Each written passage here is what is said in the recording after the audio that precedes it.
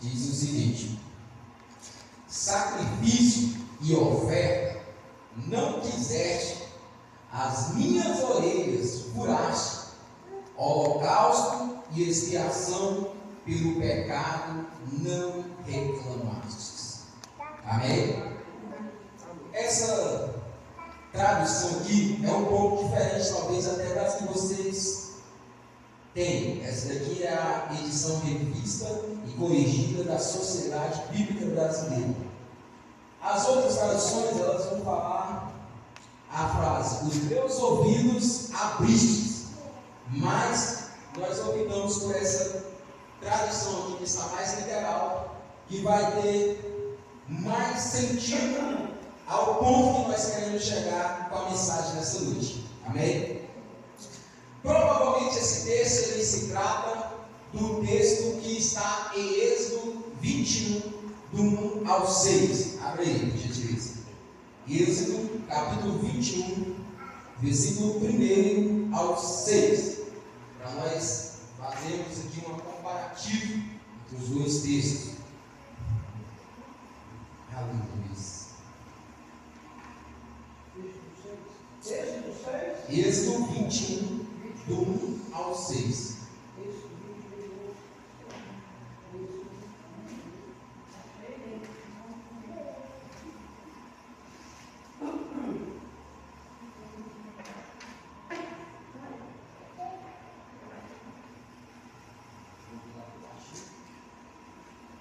Diz o seguinte: são estas as leis que vocês proclamarão ao povo.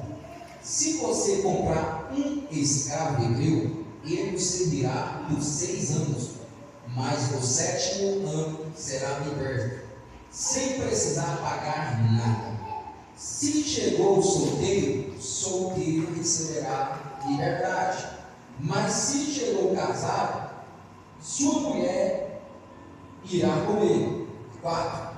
Se o seu senhor lhe tiver dado uma mulher, e esta lhe tiver dado filhos e filhas, a mulher e os filhos pertencerão ao Senhor. Somente o homem sairá livre. Se, porém, o escravo declarar: eu amo meu senhor e a minha mulher e os meus filhos, e não quero mais sair livre, o seu senhor o levará perante o juiz e terá que levá-lo à porta na lateral com uma sovela, furar sua orelha. Assim ele ficará livre, será um escravo livre para a vida toda. Amém? Os dois textos que nós lemos falam de alguém que teve a orelha furada. Fala assim comigo: alguém que teve a orelha furada. Eu não consigo nem mensurar. Tem gente que fala que furar a orelha dói, outros falam que não dói, eu não sei. Mas eu acredito que furar uma orelha no canto de uma porta, com uma sovela, deve doer. Né? Deve doer, não sei. Mas o texto que nós queremos retratar é do cego da orelha furada. Há uma história sobre um homem que nasceu escravo. E esse cara era um cara muito revoltado. E quanto mais ele era castigado, mais amargo e mais difícil ele se tornava. Mais rude, mais ignorante ele se tornava. Criava problema, tentava fugir de todas as formas. E ele tinha nascido escravo, mas não aceitava a situação dele de escravo. E um dia, o patrão dele botou ele à venda no mercado. E veio um cavaleiro e comprou aquele carro. E levou para sua casa. Chegou na sua casa, ele pegou aquele escravo, deu um banho nele, cuidou das feridas dele. E depois que tinha banhado ele, cuidava das feridas dele, ele falou: olha, eu te comprei, mas você está livre para ir embora. Você não é obrigado a ficar comigo. Você está livre para ir se você quiser. E aí, teve uma reação inesperada daquele escravo. Ele caiu de joelho no pé daquele senhor e falou: não me mandes embora, porque eu nunca fui tão amado, tão bem tratado como eu fui agora. E essa história se parece basicamente com a minha e com a sua história. Um dia nós estávamos escravizados pelo pecado. Um dia nós estávamos escravizados talvez por vício, talvez por usos e costumes familiares que acompanharam toda a sua descendência, talvez até por maldições hereditárias, que o tataravô era um cara que fumava, o avô era outro que fumava, e foi acompanhando os seus pais, e aí chegou a você e você tinha que fumar também. Conheço gente que começou a fumar com 11 anos, porque já veio uma maldição de família. É alguém que era escravo. Mas nós tivemos um encontro com Jesus. Ou se você não teve ainda, tem a oportunidade de ter um encontro com Jesus, que é esse Senhor que te comprou por um alto preço lá na cruz. Um preço de sangue, um preço dele ser crucificado como alguém que não valia nada, ou como um ladrão, mas ele era inocente. Foi crucificado no meu e no seu lugar. Foi crucificado no lugar de pessoas que eram irreverentes, pessoas que eram mal amadas, pessoas que eram descuidadas, pessoas que já nasceram numa vida de pecado, escravizado pelo pecado. E agora o Senhor, depois de morrer na cruz, Ele nos dá a oportunidade de sermos lavados e de sermos curados das nossas feridas. Amém? Amém. Mas nós queremos retratar alguns pontos. O primeiro ponto é como Deus furou as minhas orelhas. Como Deus furou as minhas orelhas. As minhas orelhas furaste, escreveu o salmista. Como Deus fez isso? Enviando Jesus para morrer no meu e no seu lugar. O momento em que Jesus, ali crucificado na cruz, era gravado aqueles cravos nos seus pulsos, nas suas pernas, era uma forma de Jesus estar marcando a nossa orelha como servos livres, escravos livres. Nós somos escravos de Cristo hoje, mas somos livres. Amém? Somos escravos porque nós decidimos falar: Senhor, eis-me aqui, eu quero te servir. Não me expulse da tua presença, não me mande embora da tua casa, porque eu nunca fui amado como eu tenho sido pelo Senhor. Eu nunca fui cuidado como eu tenho sido cuidado pelo Senhor. Eu nunca tive a atenção, o zelo de um pai para filho, como eu tenho sido pelo Senhor. Então, não tire de mim, como o salmista falou, não aparte de mim a tua presença. Amém? Nós somos esse homem e essa mulher que carecemos da glória do Senhor sobre as nossas vidas, do favor imerecido. Nós não merecemos nem ser escravos de Cristo, nem fazer nada para Cristo. Nós temos o costume de falar que nós vamos fazer a obra de Deus, mas não fazemos nada. Tem uma ilustração, eu aprendi há muito tempo, e fala que a nossa cooperação na obra é como um pai que vai limpar o carro, vai lavar o carro, e aí vem a criança ali pequenininha e fala: pai, eu vou te ajudar também. E o pai terminou de lavar o carro, ele está todo bonitinho, brilhoso. Aí a criança pega a laminha que está ali no chão e passa no carro. Além de sujar, ainda vai dar uma reladinha. Se for preto, aí de longe vai beber. Entende? Então é assim a nossa cooperação. Nós temos o privilégio de dizer que estamos fazendo algo para Deus, porque nós estamos aqui mais na obra de Deus. Eu estou aqui na posição de alguém que é como um pastor para instruir a igreja, para trazer a palavra à igreja, mas a obra é de Deus. Até a palavra que nós trazemos aqui é de Deus, não é minha. Então eu não faço nada. Nós somos somente como um cano. Um cano é muito importante. Você nem lembra do cano, mas existir um cano na sua casa. Você não um cano. Aqui tem um cano. Você vai lá no banheiro, lá e senta lá no toalete, lá e fala aqui debaixo tem um cano que está servindo para levar os indulgentes lá para fora. Não, você nem lembra da existência do cano. Mas ele está ali como uma função boa e positiva, né? Da mesma forma é nós. Diante da presença de Deus, nós só somos um canal. Nós só somos a ponte para levar as pessoas até Cristo. Entende? Não temos importância alguma na obra de Deus se não tiver a presença de Deus. O que é mais importante na obra de Deus é a presença de Deus. O que é mais importante na nossa caminhada com Cristo é a vida de Deus. Então precisamos e dependemos da vida de Deus. Amém? Amém.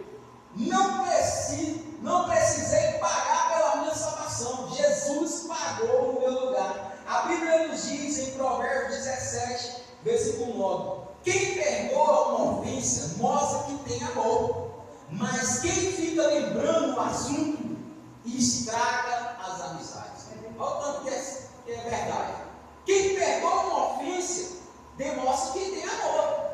Quem perdoa o erro do parente, o erro do amigo, ou o erro até do desconhecido, você está provando que você tem um amor pela pessoa e até por você mesmo. E perdão não é sentimento, né? Mas quem fica lembrando o assunto, ou seja, jogando a cara, você pisou no meu carro, você fez isso, você fez aquilo, perde uma amizade, né? As nossas ofensas, elas foram perdoadas por Jesus. Os nossos erros, eles foram perdoados. Os nossos pecados foram perdoados por Jesus ali na cruz. Quando Ele morreu na cruz, Ele levou sobre si a consequência do pecado, que era a morte. Assim, o Senhor revela o seu amor por mim e por você, perdoando os nossos pecados e as nossas ofensas. Fala assim: eu sou perdoado por Jesus. Para que as minhas orelhas fossem furadas, as mãos de Jesus também foram furadas. Para que foi só a orelha que foi furada, os pés de Jesus foram furados. A costela, que entre a costela de Jesus, no lateral de Jesus foi furado, a ponto de sair água, já não tinha mais sangue, né? Então Jesus, ele sofreu muito mais. Talvez na caminhada com Cristo você vai precisar somente furar uma orelha. Isso não é nada diante do que Jesus passou.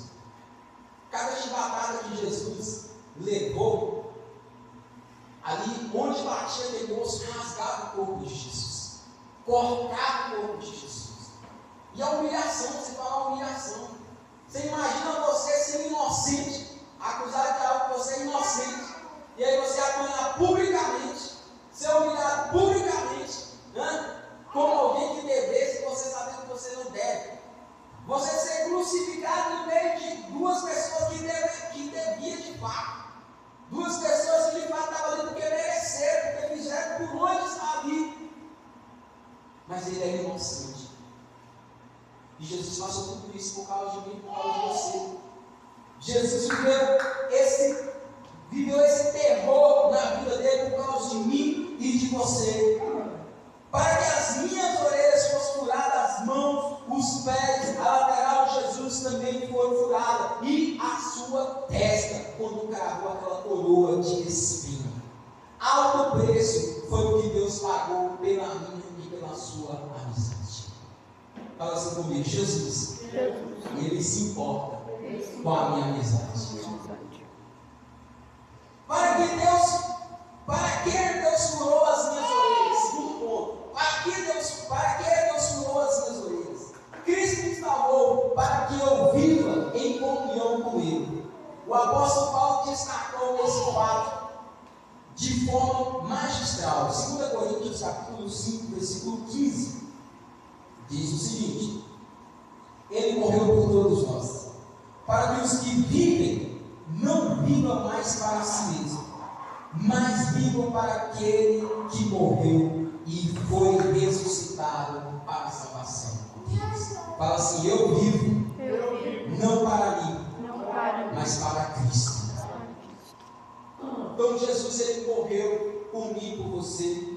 Jesus, ele furou as minhas orelhas para que eu tivesse um relacionamento com Ele, para que eu não vivesse mais em função de mim mesmo, para que eu não vivesse mais para agradar as minhas vontades, para agradar o meu eu, mas para agradar Jesus, para agradar a vontade dEle. Amém? A nossa missão hoje é viver a vontade de Jesus todos os dias nas nossas vidas. Há uma grande diferença entre viver com Cristo e viver para Cristo. Ele precisa ocupar o trono, o centro das nossas vidas. Hoje em dia tem muitas pessoas que querem viver com Cristo, querem ter uma vida com Cristo, mas não querem viver para Cristo. Talvez até você mesmo tem 30 anos de crente, 20 anos de crente, até hoje você é um crente que vive com Cristo, mas não vive para Cristo.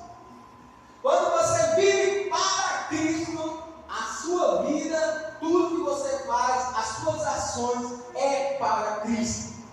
Quando você vive para Cristo, você vai ter que gastar tempo de qualidade com Deus. Quando você vive para Cristo, isso vai exigir de você priorizar a Deus. E isso não é fácil, não é escolha fácil. As pessoas querem só um momento bom, um momento alegre, né?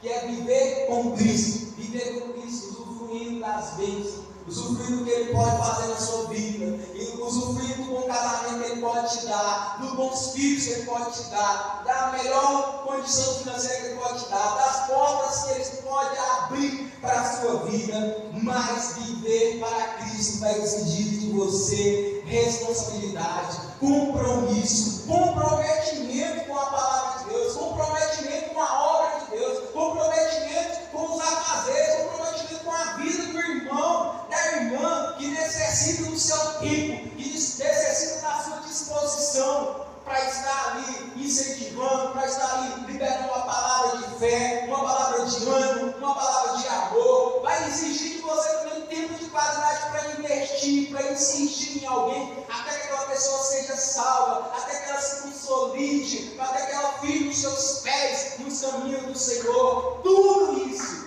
é exigido daqueles que vivem para Cristo. Amém? Vai exigir que você priorize, enquanto todos julgam que você não foi nada. Agora você só vive em função da igreja, você só fala em igreja, você só pensa em igreja. Tudo na sua vida agora é por causa da igreja. E isso tudo é porque a sua vida é voltada para Cristo, e não para ter uma vida somente de viver com Cristo. Viver com Cristo é só viver com a parte do comodismo. Viver com Cristo é muito bom, é muito fácil, é muito bom. É somente ser, antigamente era crente de banco, agora é crente de cadeira, crente de poltrona, né? Somente o crente vem, senta, ouve e vai embora. E está tudo bem, mas você não marca a vida de ninguém, você não toca a vida de ninguém, você não muda a história, nem a sua história, nem a história de quem está perto de você. Você é luz e você é sal da terra. Onde você estiver, você tem que incomodar, você tem que tocar a vida de outras pessoas, através da luz da palavra de Deus. Amém? Onde você pisar a planta dos seus pés, você é um representante legal de Deus naquele lugar. Em nome do Senhor Jesus. Todos dizem, eu tenho Jesus ao meu redor, ou eu tenho Jesus ao meu lado. Jesus está ao lado de todo mundo. Uma coisa é Jesus estar ao lado, outra coisa é Jesus estar dentro de você. Eu não quero que você tenha Jesus do seu lado, eu não quero que você carregue Jesus ao seu lado, à sua volta. Não, eu quero que você carregue Jesus dentro de você, porque quando você carrega Jesus dentro de você, você vira uma só pessoa com Cristo. Aí é como o apóstolo Paulo disse, nós estamos amalgamados com Cristo, nós estamos unidos com Cristo, nós somos um só em Cristo Jesus. Amém? Igual a irmã ela mexe com o bolo. Então é como se ela preparasse o bolo e colocasse o ovo, o fermento, o trigo, a margarina, ali o açúcar. E aí, depois que amassou tudinho, tem como separar os ingredientes? Tirar de lá? Não tem como. É assim que você tem que ser com Cristo. Você tem que fazer parte de Cristo e ser um. As pessoas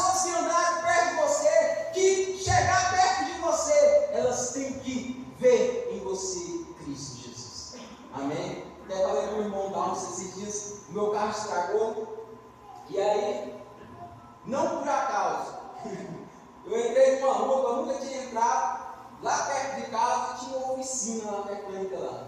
E aí o rapaz, eu tinha pedido só uma chave para mim ver as velas, o carro ser as velas, e aí depois ele veio lá de dentro e aí veio me auxiliar, né? Nas velas.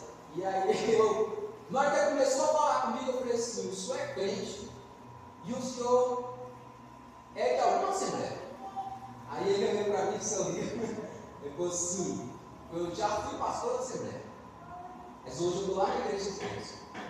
Aí eu falei, uai, é lá no fundo da igreja, que igreja tem aqui? Eu falei, no fundo da igreja lá, então, eu sou dirigente lá da casa da cabeça. E aí já comecei a conversar com ele ali, deixei até meu carro lá. E então é essa vida que nós temos que carregar. Onde você chegar, as pessoas só de aproximar de vocês, elas têm que saber que você é um homem ou uma mulher de Deus.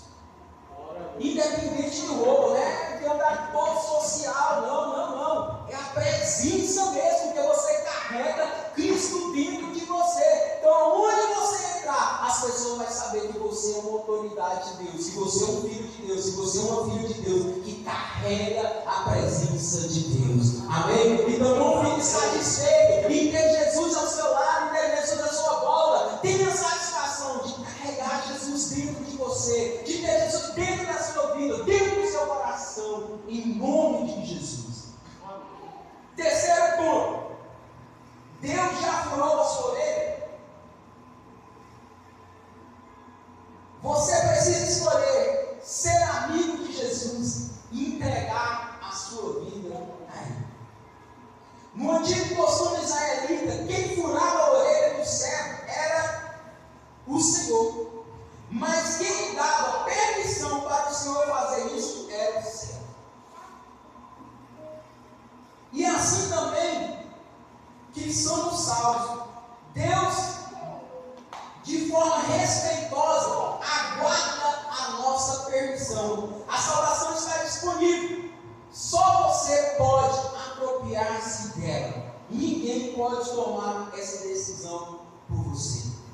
Antigamente tinha acreditado, ninguém vai para o céu na barra da saia da mãe, na barra da calça do pai, né? E sempre tinha uns filhos que estavam ali, né, confiar na oração do pai e da mãe.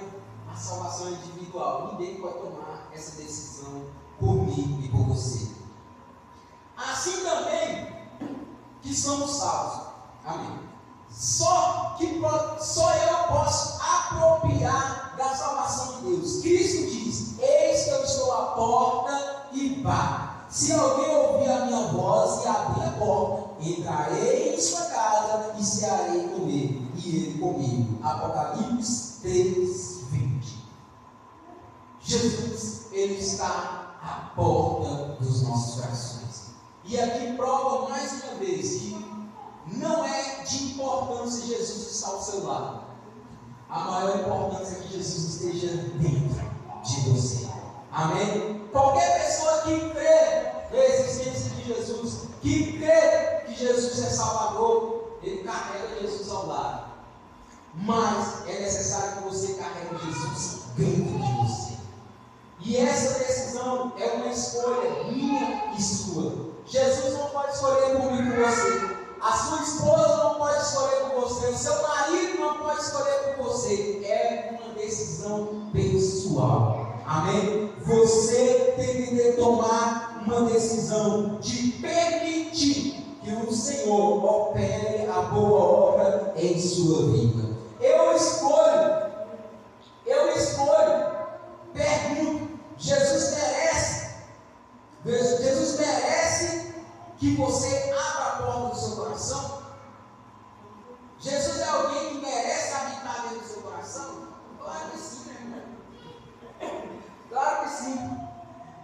Ninguém jamais amou ou amará tanto você quanto Jesus. Tenha certeza disso. O marido ama, a esposa ama, os filhos amam, mas ninguém amará como Jesus. Ninguém amará da mesma forma como Jesus. Você pode amar muito o seu filho, a sua filha, o seu filho e a sua filha podem amar muito você, e os cônjuges também, vice-versa, mas nenhum amor vai se comparar ao de Jesus por você. Então você é mais amado por Jesus, você é mais amado em todos os sentidos por Jesus. Ninguém merecerá mais do que Ele a sua amizade. Como Ele mesmo falou, ninguém tem maior amor do que este, de dar a alguém a sua própria vida pelos seus amigos. Fala assim comigo: Jesus deu a sua vida pelos seus amigos. Amém? E foi exatamente o que Ele fez por mim e por você: entregar a sua vida, entregar a sua história em favor de mim e de você, mesmo sem nós merecermos. Eu não mereço, nunca mereci e nem vou merecer o sacrifício de Jesus como lá na cruz por mim. Da mesma forma que vocês, nem que você se ache super homem, super mulher, gente maravilhosa, extraordinária, né? É gente boa pra caramba, mas nós não merecemos o sacrifício de Jesus por nós. O sacrifício de Jesus ali na cruz mostra o mais alto, mais profundo e mais largo, o máximo possível de grau de amor de Deus pelo homem e pela mulher. Fala assim: eu sou a pessoa mais amada por Jesus. Não tem como você ser mais amado por Jesus. Se você vier aqui, começar a pregar, começar a evangelizar, começar a ganhar vidas, isso não vai fazer o amor de Jesus aumentar com você. Se você não fizer, também não vai fazer o amor de Jesus aumentar e nem diminuir também com você não. Jesus, Ele te ama, e o amor dele é único por você e por qualquer pessoa, seja aquele que tem mais dons, mais talentos, seja aquele que tem só um talento, porque todos aqui têm pelo menos um talento, todos, amém? Só tem que desenterrar ele e colocar em prática, amém? Tem que desenterrar ele e começar a usar esse talento, mas o amor de Jesus, ele não muda. Fala assim: o único amor que não muda é o de Jesus, amém? Ele te ama e vai continuar sempre te amando. Quando te desafiar a dar um passo maior e entregar a sua vida totalmente a Ele, que suas atitudes e decisões sejam pautadas na vontade dEle e não nas suas vontades. Viver para Ele, como um escravo orelha furada. Venha ser um servo de Jesus por livre escolha e não obrigado. Deus quer ter um relacionamento com você e mais íntimo, de pai para filho. Amém? Tem muitas pessoas que infelizmente até pregam com aquele ar de vantagem. Ah, eu vim pela dor, eu estou pregando pela dor, eu estou fazendo pela dor. E isso não é glória. Deus quer que você venha por livre e espontânea vontade, por decisão, por escolha, porque Deus é mais importante na sua vida do que tudo. Deus é mais importante na sua vida do que os seus afazeres, do que faculdades, do que tudo, sua família, do que tudo. Então, não espere fazer algo para Deus só pela dor, só quando Deus te obrigar. Não. Venha por livre e espontânea vontade. Seja, entenda que você é um servo livre para escolher servir a Deus ou não, fazer algo para Deus ou não. Se você se disponibilizar a ser usado por Deus, vai ter poder na sua vida, vai ter mudança na sua vida, transformação na sua vida, na sua história e na história das pessoas que estão à sua volta. Mas não venha fazer as coisas de Deus de forma obrigatória. Não faça nada a Deus, nem pegar o lixo daquela lixeira ali de forma obrigatória. Amém? Eu nem tenho dificuldade disso, mas sempre que eu vou fazer alguma coisa, que eu vou pedir o Senhor para fazer alguma coisa, eu pergunto se a pessoa pode fazer. Eu não tenho aquele canso de ficar, irmão, faz isso, irmão, faz aquilo, de forma obrigatória. Irmão, você pode fazer? Irmão, você pode fazer? Se puder bem, se não puder, pode, quando tiver tempo, eu vou fazer, pronto. Entende? Então, por quê? Porque se você fizer obrigatório, você não vai receber reconhecimento de Deus. Entende? E não adianta você vir fazer as coisas aqui para Deus e receber os meus parabéns, uma minha batidinha no seu ombro aqui, muito obrigado, a minha satisfação e tudo mais. Não! O mais importante é você fazer para Deus, esperando recompensa de Deus e não de mim. Amém? E mais ainda, o servo ali, ele, depois do momento que ele se disponibilizava a ficar com o seu Senhor, a trabalhar livremente com o seu Senhor ali, ele não fazia as coisas mais por obrigação. Talvez os 6 anos que ele passava ali, ele estava fazendo as coisas que é por obrigação. Mas quando chegava o 7º ano, que era ali sentado junto com o seu Senhor, e o seu Senhor falava: olha, agora esse ano é o ano que você decidir ir embora ou permanecer. E talvez o cara tinha uma mulher, tinha um filho, tinha uma filha ali que já estava ali com o seu Senhor lá. E portanto ele amar aquela mulher, ou portanto ele, até muitas vezes você vai ver o contexto da história também, até em Deuteronômio, você vai ver que muitos ficavam por simplesmente ter uma vida melhor ali do que antes, dele estar ali, porque antes talvez lá fora ele passava por dificuldade financeira, até mesmo de comida, e ali trabalhando com o seu Senhor ele tinha mais facilidade, tinha comida a hora que queria, tinha dinheiro também, porque eles eram assalariados mesmo trabalhando como escravo, entende? Então, a partir do 7º ano, quando ele decidia ser um escravo livre, ele sabia que ele não estava ali mais por uma obrigação.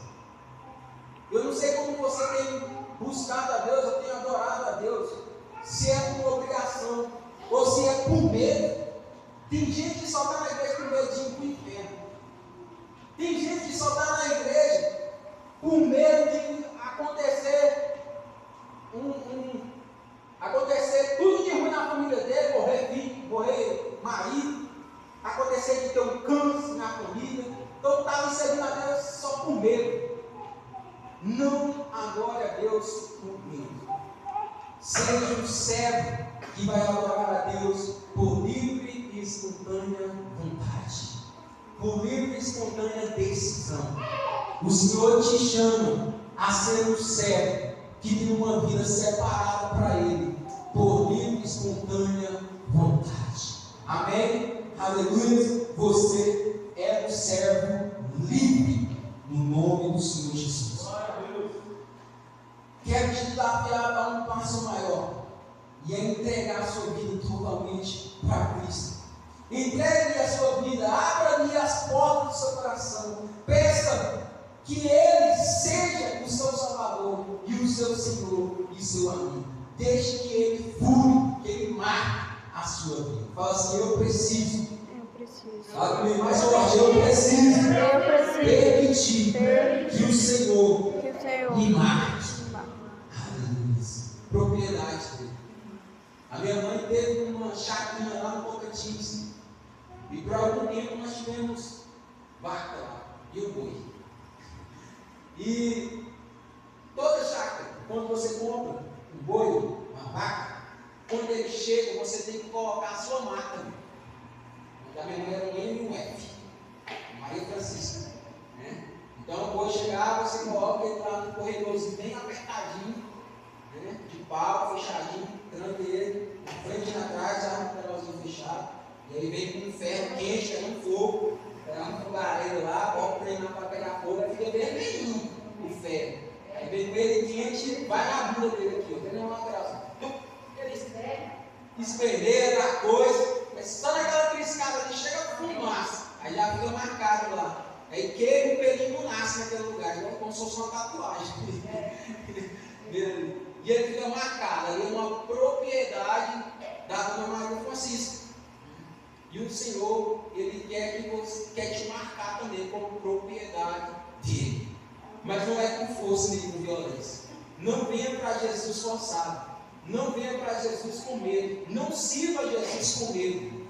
Não sirva a Jesus só por meio de ir para o inferno. Não sirva a Jesus porque Ele é bom, porque Ele é maravilhoso, porque é eterno e a sua bondade, a sua misericórdia para conosco, porque Ele tem bons pensamentos ao seu respeito. Amém? Aleluia. Coloque sobre os seus pés, coloque sua mão sobre o seu coração.